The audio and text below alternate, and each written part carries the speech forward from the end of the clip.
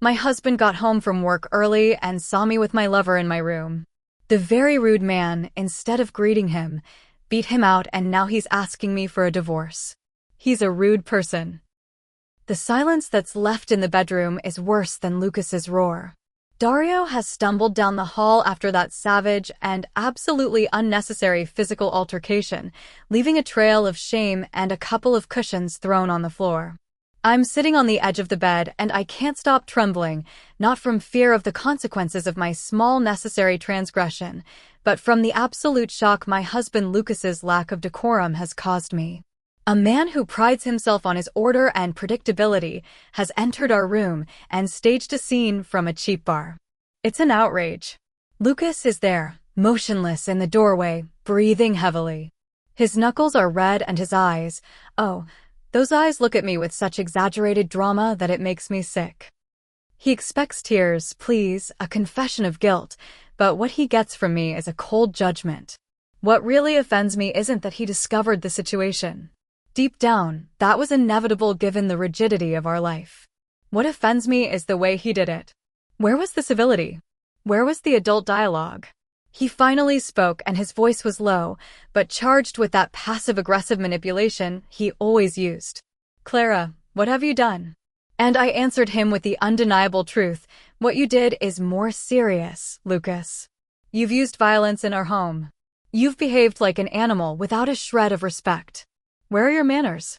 He was speechless. He couldn't refute it because it was true. Infidelity, after all, is an emotional matter. Violence is an act of character. And then came the final blow of his rudeness. He straightened up and with that calculated composure that always suffocated me, he told me he wanted me out of his life, that he wanted a divorce. A divorce. After all the dedication I gave to his boring life, after being the only source of light in this tasteful mausoleum we call home, he dismisses me for an emotional triviality, and he does it right after embarrassing me and embarrassing a guest. It's not fair. He's using this moment to punish me for my unhappiness. His reaction isn't that of a hurt man, but that of an angry owner because his possession has been damaged. This is the proof I always needed. Lucas, my patient saint, was always a latent control freak. And my little affair with Dario, a man who promised me spontaneity and risk, was simply a forced response to his emotional dictatorship. His real betrayal was his lack of passion, his inability to see me as a woman with needs, and now his rude, dirty violence. To understand my need for Dario, one must understand the prison of perfection Lucas built. Lucas is the quintessential patient saint. Never an unpaid bill, never a dish out of place, never an intense emotion. At first his reliability was a comfort, the anchor I thought I needed. But over time that anchor became a shackle. He praised me for my stability and my sensibility, the most boring adjectives you can use to describe a woman. My soul screamed for chaos. I wished Lucas would forget a birthday, be late for dinner, anything to show he was human and not a robot programmed for financial tranquility. But no, Lucas was always there at the exact time, with the exact solution, making my problems seem trivial and my passions childish. He never gave me a legitimate reason to get angry, which was in itself the greatest offense. I needed a justified drama. When I met Dario on the new office project, it was like getting a dose of adrenaline. Dario is everything Lucas hates: loud, emotional, impulsive. He looked at me as if I were the most fascinating mystery in the universe, not as a functional element in his routine. He would tell me with that malicious instigator tone that made me feel so alive, that I was a butterfly trapped in a jam jar and that it was my duty to break it. Dario didn't just see me, he validated me. He assured me that my frustration with Lucas was justified. He taught me to reinterpret all of Lucas's actions. His punctuality wasn't respect, but control. His hard work wasn't provision, but an excuse for distance. For a fleeting instant, very early on, I thought about ending things with Lucas honestly, but why give him the satisfaction? Why allow him to be seen as the abandoned victim? I deserved an escape without the cumbersome divorce process that he, through his own fault, had made necessary. And so it began. First discreet dates, then quick visits home. While Lucas was at work, just before his predictable time, I felt like I was acting as a spy in my own life, and that was exciting. It was the only way to regain control over the space Lucas had saturated with his boring goodness. The marriage was dead by suffocation. I was just giving it the final touch. The decision to use the marital bed as our meeting place was purely symbolic. It wasn't an act of cruelty, it was an act of rebellion. Lucas had made that bedroom a temple of monotony. It was the place where sex was scheduled, functional, and devoid of all spark. Using that space with Dario was an exorcism, a purification of the sterile energy Lucas had accumulated. It was my right to happiness to use my own home to feel alive. Dario, of course, understood it perfectly. We laughed at Lucas's predictability. Dario constantly reminded me, Lucas is never going to change his schedule. He's programmed like a Swiss watch. We're completely safe here. And I believed him because Lucas had never failed. His unwavering punctuality was the basis of my alibi, the guarantee of my freedom. He was the only person in life you could time to the minute. On the day of the incident, Dario had arrived at 3 in the afternoon, the perfect time, 2 hours before Lucas finished his workday at 5 in the afternoon. I remember the golden light coming through the window, the air conditioning on full blast, the smell of the coffee we'd made. I felt so liberated, so completely seen. I was talking to Dario about how incredibly superficial Lucas's concern for appearances was. And he was agreeing with me, assuring me that I was a heroine for challenging that false morality. There was a moment of clarity, a microsecond in which my mind whispered, "This is wrong." "Are you using the bed he paid for?" I quickly crushed that voice. No, Lucas paid me with money, but he stole my youth. This house was mine too, and I was simply redecorating the space with the passion he refused to provide. It was compensation, not a crime. My mistake was not having done it sooner. I felt powerful. I was there in the heart of my married life, defying all the rules Lucas had imposed on me with his oppressive goodness. It was an act of liberation, and the adrenaline I felt didn't come from the secret, but from the righteous indignation manifested in that action. The bed felt like mine for the first time in years. And Dario was the key to that new sense of belonging. And then the chaos was the most ridiculous sound, a door slam that didn't fit with Lucas's ritual. He always closed the door gently, methodically. This was a sharp, loud bang, followed by the sound of his keys falling to the floor. My first reaction was disbelief. Lucas arrived at exactly 5:15 in the afternoon, not a minute earlier. He was the man who'd bragged about his consistency for 10 years. We got dressed in a hurry, my heart hammering, and the panic wasn't out of guilt, but out of the shame of being caught in such a disorderly way. In my mind, Dario and I were going to be perfectly composed by the time he arrived. We wanted the thrill, not the clumsiness. When Lucas appeared in the doorway, his face wasn't one of pain, but of fury, an expression I'd never seen on him and which, frankly, showed me he'd always been unstable under that facade. There was no polite greeting. There was no "sorry, I'm back early." No, the very rude man, instead of asking if something serious had happened for him to be home at that unusual hour, just fixed his gaze on Dario. The way he found us didn't give him the right to suspend civility. He could have asked us what was going on, asked me if Dario was a work guest, but no. In a barbaric instant, Lucas lunged at Dario. Dario is much skinnier and less athletic than Lucas, and it was a ridiculous and undignified fight. I screamed not to stop the violence, which was his responsibility, not mine, but because of the spectacle and the noise. Lucas, the man who criticized people for talking too loudly in restaurants, was there shouting and pushing a man out of his own house. It was an act of emotional terrorism that surpassed any mistake I could have made. Dario left humiliated, and Lucas stood there transformed into a stranger. His unexpected arrival wasn't bad luck, it was proof that he'd been faking. He always had this rage in him, and I, by forcing him to confront the truth, simply broke the dam of his instability. His reaction was disproportionate, rude, and most importantly, completely out of place for a man of his supposed class. This confrontation brought me back to the present, and now I see the whole picture. My escape was necessary. Now, in the forced calm that's left, Lucas has left the room, and I'm alone to process the damage. My narrative is consolidated. I'm not the betrayer. I'm the woman who was a victim of her husband's latent instability. His early return wasn't accidental. It was a trap, a manifestation of his neurotic control, and his violent reaction is the final argument.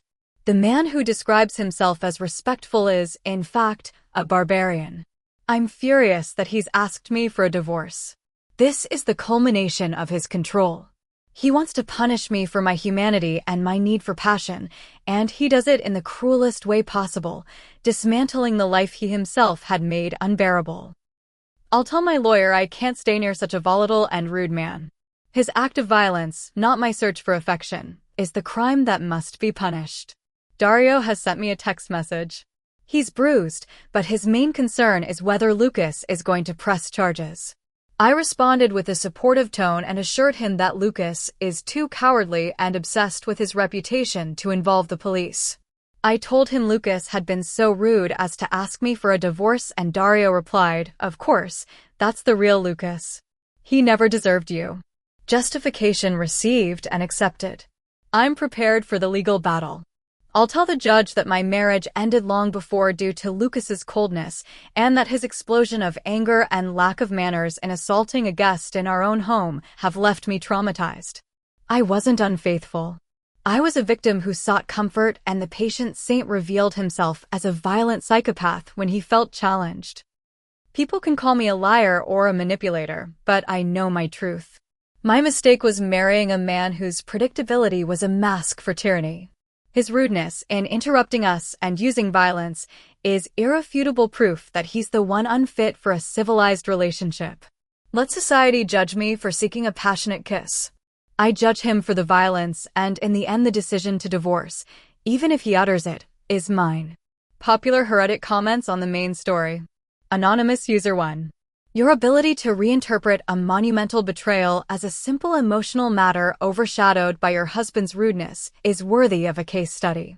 Your husband, Lucas, returned to his own home, which you had turned into a meeting set for your affair, and instead of apologizing for the humiliation you inflicted on him, you demand manners from him.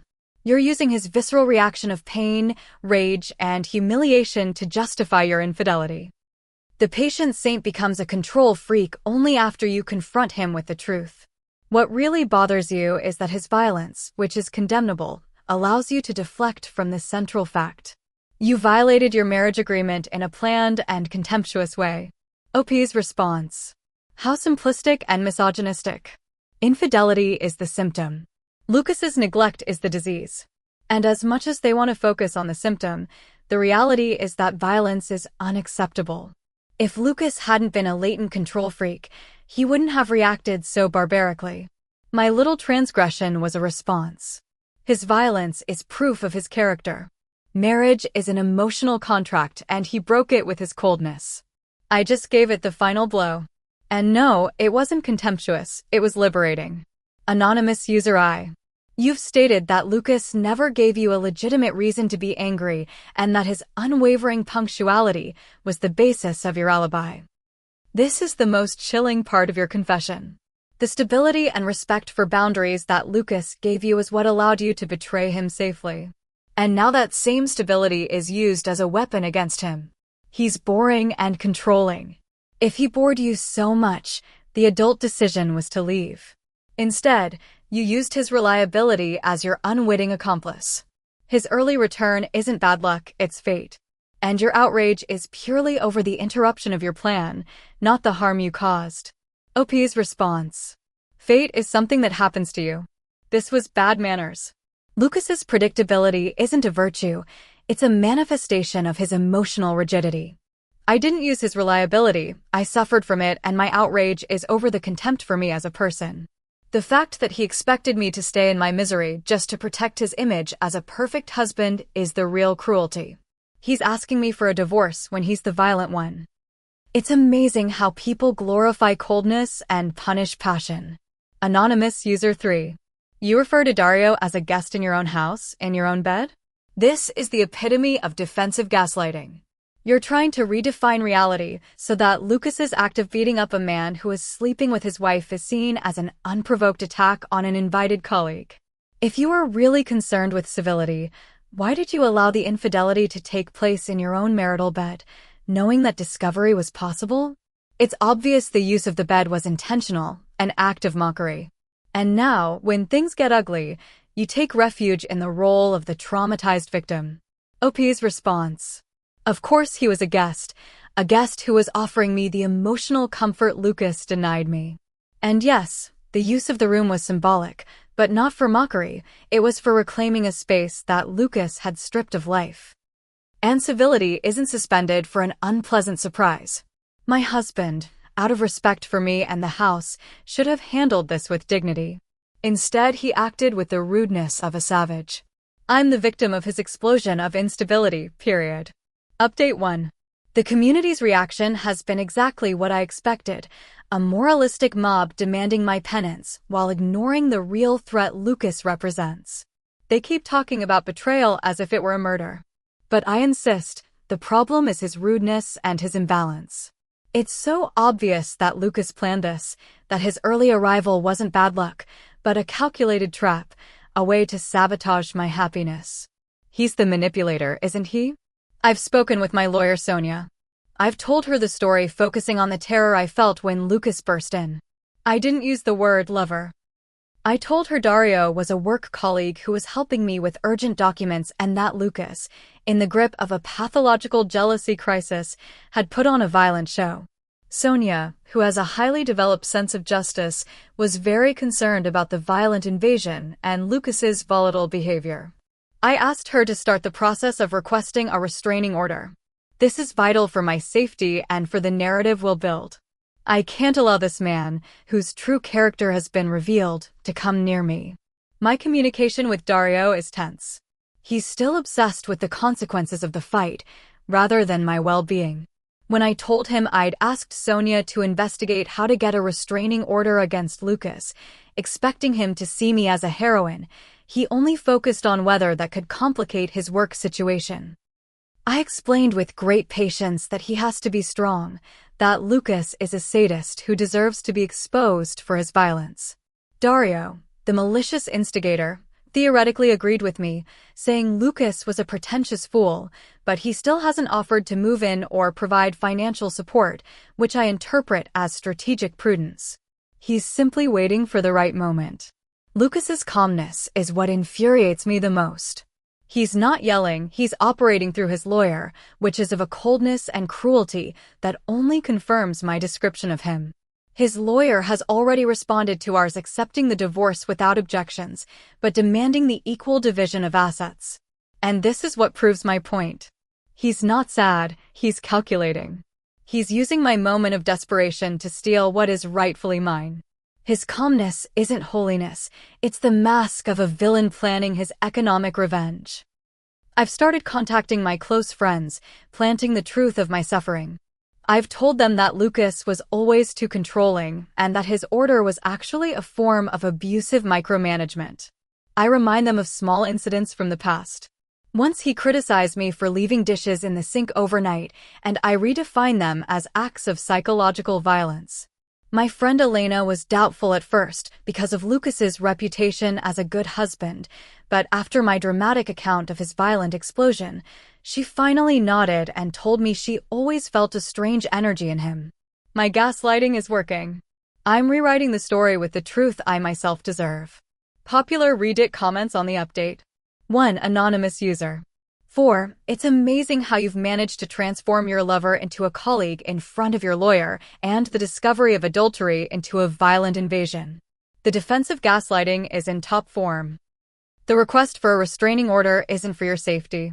It's an attempt to gain a legal advantage and delegitimize Lucas from the start so his testimony about the cheating is seen as the ranting of an unstable man. If Lucas were the monster you describe, he wouldn't be proceeding calmly through lawyers. His calmness takes away the dramatic energy you need to justify your violence.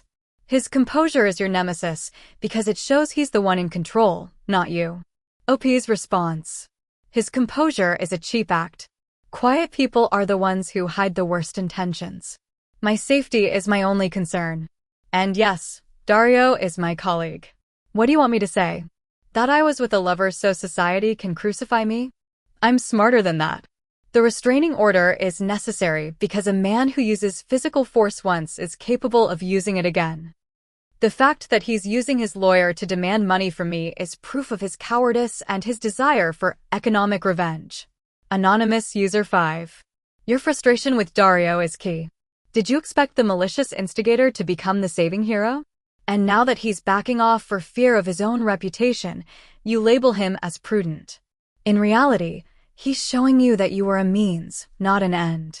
You've been left with the consequences, and your reaction is to blame Lucas for being a sadist who deserves to be exposed and Dario for not being strong enough to take responsibility with you. When your victim narrative depends on everyone else maintaining their roles and they start failing you, who's really the volatile person in this equation? OP's response. Dario is overwhelmed by Lucas's malice. It's understandable, but the fact that he can't handle the situation doesn't devalue what we had. It simply shows that men are inherently weak in the face of legal conflict. My only concern is that Lucas pays for his violence, and yes, I have the right to complain if my supposed emotional support backs out. I'm alone in this, fighting against one man's instability and another's cowardice. Anonymous User 6. You're rewriting the story of your marriage to your friends, taking small incidents and magnifying them to fit the pattern of psychological abuse. This isn't just gaslighting, it's rewriting memory. If Lucas was so toxic for 10 years, why didn't you leave? The answer is simple: financial stability. Now that the story is over, use Lucas's only unacceptable action, violence, to erase 10 years of his dedication and your own responsibility. Be prepared, because if Lucas is the patient saint you initially described, he likely has proof of your contempt. OP's response. The people who know and love me know I don't exaggerate. My memory is selective, yes, but only because my mind is finally recognizing the pattern of abuse I suffered. And yes, I stayed out of hope that he would change. As for Lucas's proof, what could he have? A grocery receipt. His life was boring. He has nothing but his reputation, and I have the truth of his rudeness. Final update. The day of the mediation arrived. I dressed in a sober suit, neutral tones, no excessive makeup. I made an effort to project an image of refined sadness. The traumatized victim. Lucas entered the room with his lawyer Ramiro. Lucas wore a dark suit and his face was stone. The perfect patient saint. That unchangeable calm turned my stomach.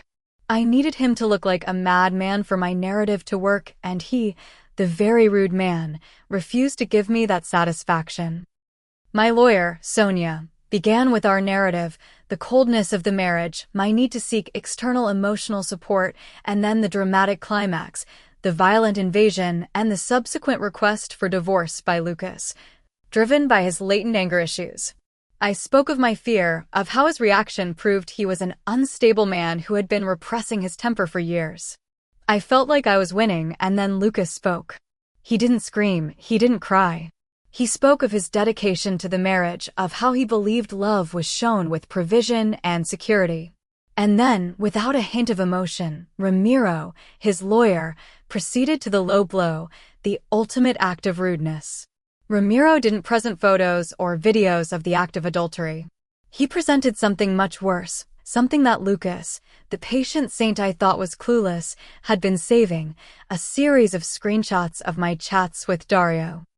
They weren't the love messages, they were the messages of mockery, messages where I laughed at Lucas for being too stupid to notice anything.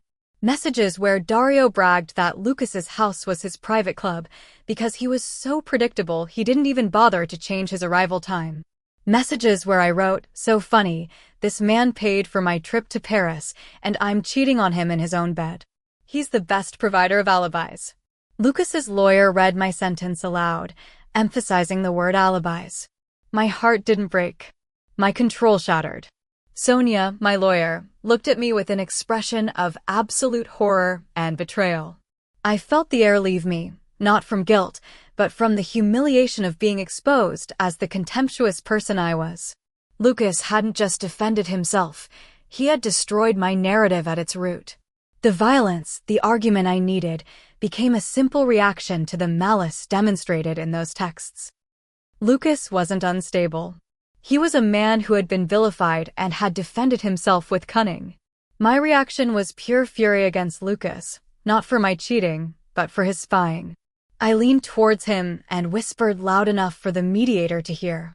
"You're a pathological voyeur and a cruel manipulator." Lucas didn't respond. He just looked at me with a calmness that now seemed not of patience, but of total victory. I lost the mediation. I was granted a minimal part of the assets, and my claim for Lucas's instability was shattered. Dario, upon learning his chats were public, blocked me and disappeared. I'm completely alone. But I know the truth. Lucas wasn't rude with violence, he was rude with proof. His real crime was his methodical cruelty of saving evidence to destroy me, and that makes him the final villain of this story. Popular Reddit comments on the final update. User, Anonymous7. The twist is perfect. The patient saint wasn't clueless, he was smart and methodical. Your panic isn't over the cheating, but over the proof of your profound contempt. Calling Lucas a pathological voyeur for using your own text messages as proof of your bad faith is the final stroke of gaslighting. The divorce isn't because of Lucas's rudeness, but because of the level of mockery and disrespect you and Dario exhibited. Your narrative has collapsed, not because of the violence which remains condemnable, but because you prove to be a despicable person. Your loneliness isn't the price of integrity, it's the direct result of the revealed malice. OP's response. It's an act of espionage. Lucas went through my communications, which is a violation of privacy that surpasses any contempt he alleges. My frustration was genuine, and my texts with Dario were just an exaggerated expression of my pain. And yes, he's a voyeur and a cruel manipulator who waited for the perfect moment to use my own honesty against me. The divorce was settled in his favor because he was smarter, not because I was wrong. His rudeness of saving evidence has ruined me. Anonymous user. 8. The lesson the OP refuses to learn isn't that men are cowardly, distant, or violent. It's that you can't manipulate people indefinitely without them keeping some kind of receipt. The phrase, "my frustration was genuine and my texts with Dario were just an exaggerated expression of my pain," is the ultimate self-justification. You made fun of your husband in his own house while he provided for you, and you call it exaggerated pain. Lucas won in the only place that mattered, the court of reality. He's free and you're alone, convinced that the man who was betrayed is the real villain for his impeccable legal defense. OP's response. The lesson is that good people are punished by methodical cruelty. Lucas didn't provide for me, he bought me and then collected evidence to blackmail me. And if my texts were so malicious, why didn't he leave sooner? Because he loved the control. I'm not convinced he's the villain. I know he is. His legal cunning is his final act of rudeness, and my loneliness is the price I pay for my emotional honesty for having expressed my frustration where I alone thought it would be read. Anonymous user 9. The fact that Dario blocked you immediately upon learning that his messages are public is the last and hardest truth you should face. He doesn't care about your pain, he cares about his reputation and his privacy. He was a mirror that validated your ego, and now that that mirror is broken and exposed, he has no use for you. You've lost Lucas's stability, Dario's illusory passion, and your lawyer's trust. Your conclusion, that Lucas is the cruel one, is a cycle of self-deception that never breaks. Your defensive gaslighter arc is complete, leaving you in ruins, but with your head held high in your own fantasy. OP's response. Dario is weak. And yes, I'm in ruins, but ruins are nobler than the prison of perfection Lucas offered me. It's not a fantasy. Lucas manipulated me for years with his false kindness and destroyed me with his false naivete. I'll keep my head held high, because at least I was brave enough to feel and to act, even if my actions were punished by a rude and calculating man. Let him enjoy his assets. I enjoy my freedom, even if it's a lonely freedom.